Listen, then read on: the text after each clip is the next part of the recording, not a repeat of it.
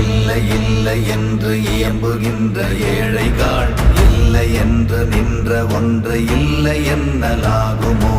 இல்லை அல்ல என்றும் அல்ல, இரண்டும் ஒன்றி நின்றதை எல்லை கண்டு கொண்டோர் இனி பிறப்பதிங்க